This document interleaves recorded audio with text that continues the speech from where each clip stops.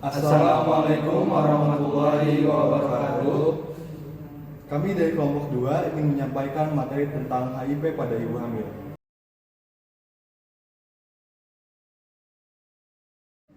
Yang beranggotakan saya Rizky Alamsyah, Saya Ihsan Abdurrahman. Saya Muhammad Taufik Hidayat. saya Didi. Definisi HIV atau Human Immunodeficiency Virus adalah retrovirus golongan RNA yang spesifik menyerang sistem imun atau kekebalan tubuh manusia. Penurunan sistem kekebalan tubuh pada orang yang terinfeksi HIV memudahkan berbagai infeksi sehingga dapat menyebabkan timbulnya AIDS. AIDS atau Acquired Immunodeficiency Syndrome adalah sekumpulan gejala atau tanda klinis pada pengidap HIV akibat infeksi tumpangan atau oportunistik. Karena penurunan sistem imun, penderita HIV mudah terinfeksi berbagai penyakit karena imunitas tubuh yang sangat lemah, sehingga tubuh gagal melawan kuman yang biasanya tidak menimbulkan penyakit. Infeksi oportunistik ini dapat disebabkan oleh berbagai virus, jamur, bakteri, dan parasit serta dapat menyerang berbagai organ, antara lain kulit, saluran cerna atau usus, paru-paru, dan otak. Berbagai jenis keganasan yang juga mungkin timbul. Selanjutnya ada etiologi. AIDS atau Acquired Immunodeficiency Syndrome merupakan penyakit yang disebabkan oleh virus HIV atau Human Immunodeficiency Virus. HIV disebabkan oleh sekelompok virus yang dikenal sebagai retrovirus. Virus ini membawa materi genetik merendah dalam bentuk asam ribonukleat atau RNA dan bukan asam deoksiribonukleat atau DNA. Infeksi HIV terjadi ketika virus masuk ke sel CD4 T penjamu dan menyebabkan sel ini mereplikasi RNA virus dan protein virus yang pada akhirnya menyerang sel CD4 lainnya. Prevalensi HIV pada ibu hamil di Indonesia selama 5 tahun terakhir menunjukkan beberapa temuan penting. Pada tahun 2019 diperkirakan ada 545.188 orang yang hidup dengan HIV dan jumlah ini diperkirakan menurun menjadi 503.257 pada tahun 2024. Estimasi jumlah infeksi baru HIV menurun dari 31.817 pada tahun 2019 menjadi 25.788 pada tahun 2024. Sementara itu, perkiraan kematian akibat AIDS meningkat menjadi 30.652 pada tahun 2019 menjadi 36.436 pada tahun 2024.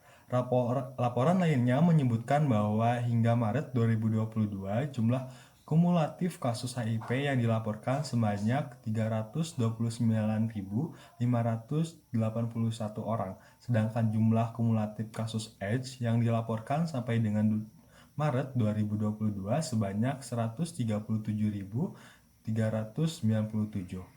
Terkait dengan proses terdeteksinya hanya 55% ibu hamil yang dites HIV karena sebagian besar tidak mendapatkan izin suami untuk dites, resiko penularan HIV dari ibu hamil ke bayi sekitar 24-25%. Meskipun prevalensi HIV perempuan di Indonesia hanya 16%, mayoritas 92,54% ODHA berusia reproduksi aktif 15-40 tahun, sehingga diperkirakan jumlah kehamilan dengan HIV positif akan meningkat. Faktor penyebab HIV pada ibu hamil yang pertama itu hubungan seksual yang tidak sehat sebelum masa kehamilan itu terjadi, kedua penggunaan jarum suntik bergantian, ketiga transfusi darah, dan yang keempat transplantasi organ yang dijalani sebelum masa kehamilan itu terjadi. Selanjutnya itu ada pencegahan. Yang pertama itu ada pemeriksaan kehamilan, memberikan pemeriksaan kehamilan tanpa memandang akan kasus yang ibu derita atau standar ANC. Dilakukan pemeriksaan laboratorium, hemoglobin, protein urin, gula darah, golongan darah thalassemia bila ada faktor risiko. Yang kedua itu ada pemelihara kesehatan secara umum. Yang ketiga itu ada pola hidup sehat, diet seimbang, tidak merokok, tidak minum alkohol, olahraga teratur, istirahat yang cukup. Yang keempat itu ada penata laksanaan HNC. Dan yang kelima itu ada kurangi radar virus, viral load, minum ARV, profilaksis secara teratur, dan dianjurkan untuk pemeriksaan PL pada usia kehamilan 36 minggu ke atas. Dan yang terakhir itu ada deteksi dini dan terapi faktor penyulit, infeksi menular seksual, sifilis, gonore, kondiloma, akuminata, hepatitis, malaria, dan tuberkulosis. Dan selanjutnya itu ada patwai.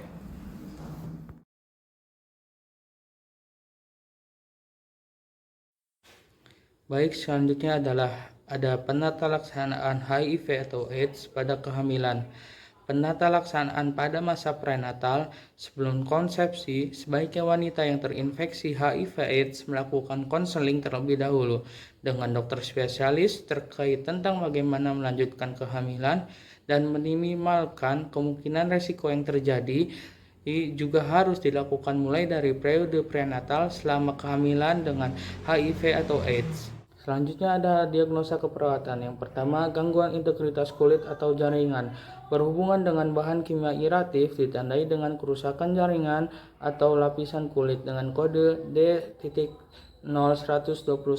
Yang kedua, gangguan citra tubuh berhubungan dengan efek tindakan atau pengobatan kenoterapi ditandai dengan mengungkapkan kecacatan atau kehilangan bagian tubuhnya dengan kode D.0083. Selanjutnya yang ketiga ada defisit pengetahuan berhubungan dengan kurang terpaparnya informasi ditandai dengan menanyakan masalah yang dihadapi olehnya dengan kode D.0111. Selanjutnya yang keempat ada ansietas berhubungan dengan krisis motivasional ditandai dengan merasa khawatir dengan kondisi yang dihadapinya dengan kode D.0080. Selanjutnya yang kelima, resiko infeksi ditandai dengan ketidakadekvatan pertahanan tubuh sekunder atau imunosupresi dengan kode D.0142. Mungkin itu saja yang dapat kami sampaikan. Terima kasih atas perhatiannya. Assalamualaikum warahmatullahi wabarakatuh.